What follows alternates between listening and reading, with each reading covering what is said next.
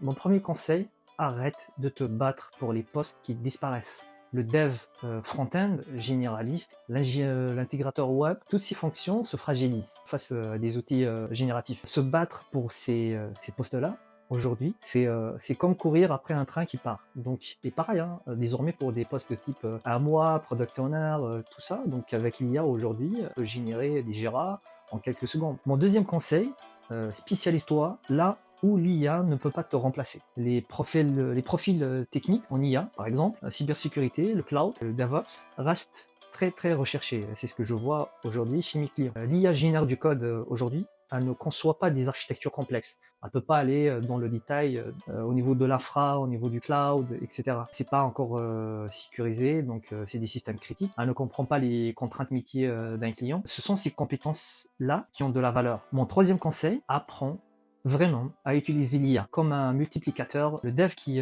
survivra n'est pas celui qui résiste à l'IA, celui qui produit 10 fois plus et 10 fois plus vite grâce à l'IA. Utilise Cursor, Copilot, Cloud Code, apprends à prompter, à architecturer ce que l'IA génère. Tu deviens un chef d'orchestre. Construis quelque chose, donc ça c'est mon quatrième conseil, construis quelque chose. C'est ce que j'ai fait, un SaaS, une marque, un projet open source pour développer tes compétences, pour t'exercer, pour tester des choses. Un portfolio par exemple de projets réels vaut aujourd'hui 10 fois plus qu'un CV de mission en ESN. Les recruteurs qui cherchent encore des profils techniques veulent voir que tu construis, et quand tu viens chez le client, il faut que tu proposes des choses, tu dois avoir cette force de proposition. Mon cinquième conseil, pense revenus multiples.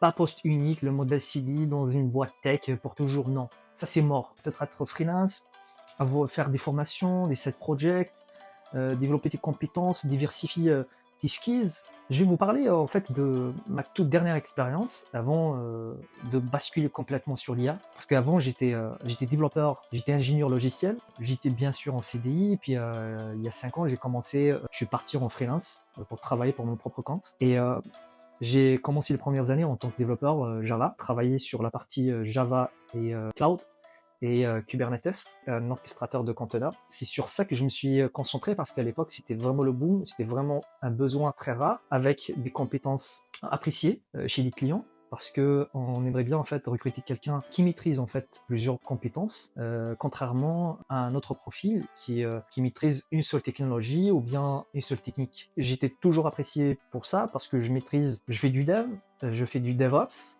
et je fais aussi de la sécurité, et je fais du web. Étant un seul profil.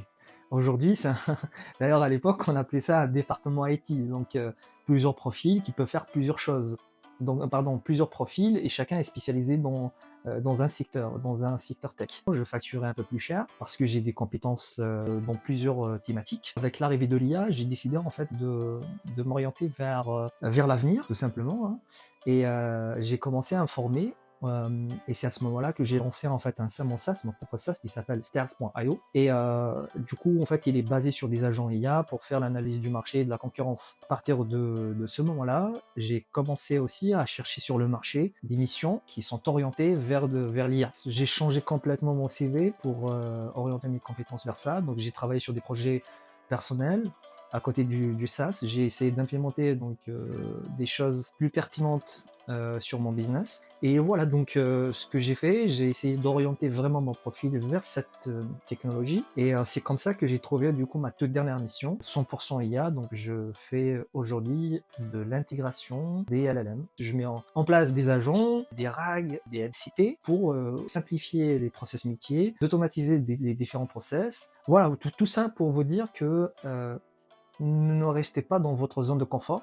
Essayez toujours de regarder vers l'avenir, essayez de te projeter dans quelques années pour que tu puisses anticiper éventuellement des surprises, hein. Comme ça, au moins demain, tu vas pas pleurer sur ton sort au cas où on te licencie et tu te retrouves sur le marché ou en intercontrat et tu regardes ce qui existe sur le marché, tu verras que en fait, c'est pas facile pour trouver un emploi. Et donc, il vaut mieux anticiper ce genre de problématiques avant qu'elles arrivent. Et ça, c'est mon conseil. Bien sûr, il faut passer par de la formation, c'est possible. Il faut essayer des choses chez toi, effectivement, où tu vas me dire, j'ai pas le temps, je travaille chez mon client et à la fin, je rentre chez moi fatigué, etc. Écoute, si tu veux vraiment changer ta vie, il faut vraiment changer tes habitudes. Tu dois faire des efforts, tu as pas le choix. On est dans une époque où tu es valorisé par rapport à ta valeur ajoutée sur le marché, sur le terrain. Parce que là, avec l'IA, tu pas le droit en fait à l'erreur. Et d'ailleurs, je vais vous raconter une anecdote. Je parlais avec un collègue commercial et il m'a demandé de trouver quelqu'un pour une mission dans l'IA, un formateur sur un outil d'assistant IA. Et ensuite, il m'a demandé, sur ce profil-là, il faut qu'il soit une sorte de Scrum Master, mais dans le monde de l'IA. Et ça, en fait, ça n'existe pas aujourd'hui. Parce que nous, on avait l'habitude de chiffrer par Jérôme. Jérôme, c'est estimation sur le travail qui doit être effectué par l'ingénieur. En gros, quand tu dis, OK, j'ai cette tâche-là, elle va me prendre 5 jours. OK, donc tu vas bosser dessus une semaine. Et aujourd'hui, avec l'IA, ce que tu faisais à l'époque en 5 jours, aujourd'hui, tu le fais en 10 minutes, ou même peut-être en 5 minutes. Vous voyez? Donc ça change complètement la donne. Et toutes ces choses-là, ça se rajoute et ça se complexifie un petit peu les choses si vous restez dans votre zone et si vous essayez pas vraiment de regarder vers l'avenir et d'essayer d'anticiper les choses. Voilà ce que j'aimerais vous dire. Alors du coup, on arrive sur la conclusion. Pour conclure, je pense que la tech ne recrute plus comme avant. Ça, c'est une certitude. C'est une réalité inconfortable, mais c'est la vérité. Mais voilà ce que les chiffres disent aussi. Les ingénieurs en IA, les data scientists, les experts cloud ne connaissent pas la crise.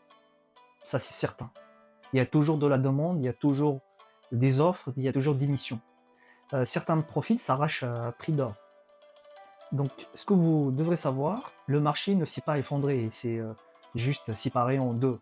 D'un côté, ceux qui ont évolué, de l'autre, ceux qui attendent que ça revienne comme avant.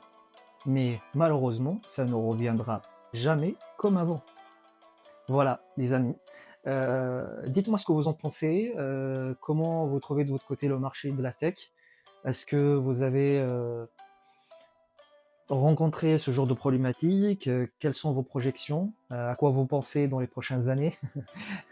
Laissez-moi des commentaires, dites-moi ce que vous en pensez.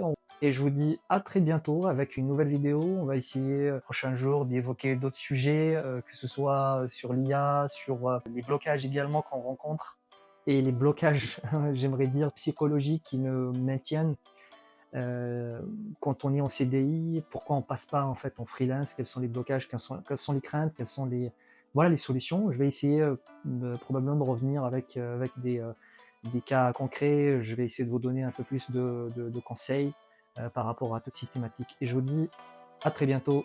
Ciao, ciao les amis.